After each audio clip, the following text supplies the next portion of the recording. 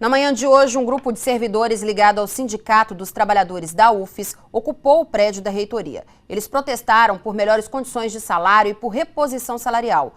Por causa do ato, parte dos serviços da universidade ficou suspenso durante o dia. Agora há pouco, a UFES divulgou uma nota repudiando a ação dos servidores, a quem acusa de agredirem o interesse público. A Anvisa, Agência Nacional de Vigilância Sanitária, estuda liberar um dos compostos da maconha para o uso medicinal. No Espírito Santo já tem pacientes graves usando esse tipo de medicação. Nossa reportagem também ouviu especialistas sobre o assunto. Confira. A maconha tem mais de 60 componentes com efeitos e princípios ativos diferentes. No Brasil, assim como em várias partes do mundo, a planta é proibida, mas algumas substâncias podem ser usadas para tratamentos de saúde. Apesar de proibida, muita gente usa a maconha como remédio, mas de forma ilegal. A Agência Nacional de Vigilância Sanitária, a Anvisa, está discutindo o enquadramento de uma substância chamada de canabidiol. Ela é derivada da maconha e está na lista, entre outras substâncias no país, que são proibidas. Segundo essa doutora em medicina, existem estudos que comprovem a eficácia de algumas substâncias da maconha. A canabidiol seria uma alternativa para tratamento. A gente precisa ponderar que essas substâncias podem sim ser uma ferramenta preciosa no tratamento de várias condições, especialmente para algumas pessoas que podem sim apresentar um benefício específico com o uso dessas substâncias. E nós sabemos que você pode ter uma ação neuroprotetora, que você pode ter várias atribuições importantes. Isso porque nós hoje já conhecemos que nós temos um sistema endocannabinoide. Então, nós temos no nosso organismo esse sistema, ele existe para alguma finalidade, para alguma função. Seria lamentável se nós fecharmos os olhos para essa possibilidade, tá? de explorar um novo sistema, de explorar uma nova ferramenta que possivelmente você pode trazer uma série de benefícios. Segundo esse farmacêutico, um dos desafios dos laboratórios hoje é tentar separar o efeito medicinal da droga.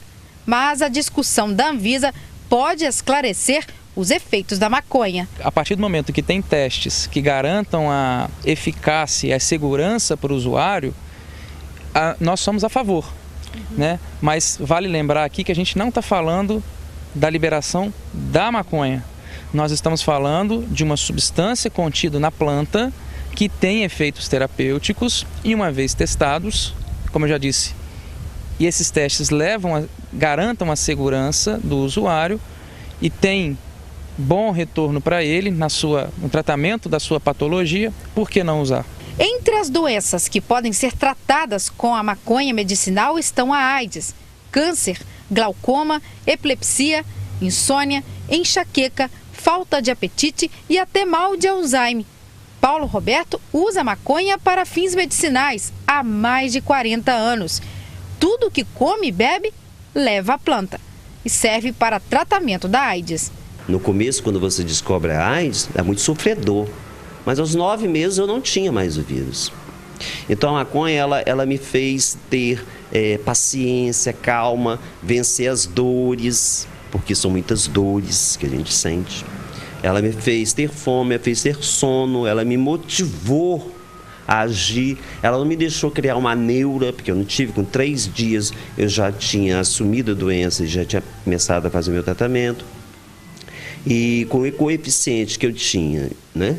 O meu sistema imunológico estava zerado. Eu tinha o maior coeficiente virótico da América do Sul. Como é que eu estou aqui? Eu cheguei a 47 quilos. Eu tenho 56 quilos, meu peso normal, como estou hoje aqui. O senhor foi curado da AIDS com a maconha? Também com a maconha, com coquetel, não nego. Mas a maconha, ela foi fundamental para mim. O seu tratamento? Como meu tratamento, ela foi fundamental. O assunto ainda será debatido pela Anvisa em uma reunião pública prevista para o próximo dia 29 de maio. E para falar mais sobre o uso medicinal da maconha, eu converso agora com o psiquiatra Fernando Antônio Furieri. Boa noite, doutor Fernando. Boa noite. Obrigada pela presença do senhor aqui no Hora News. Eu agradeço. Qual que é a opinião do senhor? O senhor é a favor ou contra o uso da maconha de forma medicinal? Eu sou favorável, principalmente quando já existe um remédio testado e aprovado por órgãos americanos e da Europa. Isso quer dizer que a gente poderia usar esse remédio com relativa segurança aqui no Brasil. Não resta a menor dúvida que se você puder fazer o reteste disso aqui no Brasil, fica ainda mais seguro. Pois é, qual que é a dificuldade de trazer então esse remédio para a nossa realidade? Algumas substâncias do nosso são proibidas até que se inicie as testagens e as diversas fases para aprovação de um remédio no país. E o canabidiol é um deles. Mas a gente deveria ter, inclusive, a possibilidade de fazer pesquisas com essas substâncias para que isso pudesse ser mais facilmente difundido no nosso país. E até para fazer essas pesquisas é complicado. Quer dizer, a Anvisa não aceita os estudos que são feitos lá fora, esses estudos precisam ser refeitos aqui no Brasil para que a substância possa entrar no país e, ao mesmo tempo, é complicado para estudar? Não é tão complicado, precisa de verba, tempo, dinheiro, paciência e interesse, né? Agora, é exatamente isso. Além da aprovação nos órgãos internacionais, nós precisamos das aprovações nos órgãos nacionais. Numa situação de emergência, eu sou favorável, sim, que se importe o remédio para atender uma demanda específica. Mas não resta a menor dúvida que a Anvisa tem que continuar o seu papel de estudar, vigiar, fiscalizar, ver se vai continuar ou vai ser retirada do mercado, por que não? Essa discussão toda começou depois que uma mãe admitiu que ela importava de forma ilegal um remédio à base do canabidiol para uma filha e que esse remédio teria reduzido de forma considerável o número de convulsões que essa criança tinha durante o dia. Como é que a maconha age no cérebro de uma pessoa dessa forma, doutor, da forma medicinal? A maconha ela tem um efeito calmante, ela age em várias partes do cérebro. Então ela poderia reduzir as crises convulsivas de uma criança em alguns casos graves. É lógico que tem outros remédios. Mas ao mesmo tempo ela pode agir de uma maneira genérica nos adolescentes, causando distúrbio da senso-percepção, atenção, concentração, memória e dependência. Isso gera então a polêmica, não vou deixar usar porque isso pode causar dependência. Mas para algumas pessoas um remédio que causa dependência pode ser o tratamento e a salvação para aliviar a dor e o sofrimento daquela criança. Quer dizer, o senhor é a favor da liberação do canabidiol para usos medicinais, mas o senhor é contra a maconha?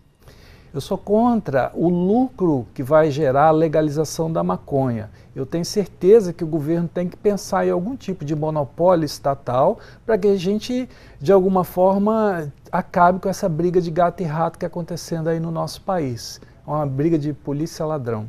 Quer dizer, o senhor defende desde que haja um rigor por parte do governo na fiscalização, na venda desse produto. Sim, a maconha hoje para mim é uma questão médica, é uma questão econômica, administrativa, principalmente econômica e administrativa. O assunto ainda está sendo discutido, né? Como nós vimos aí, no dia 29, a Anvisa vai fazer uma nova reunião.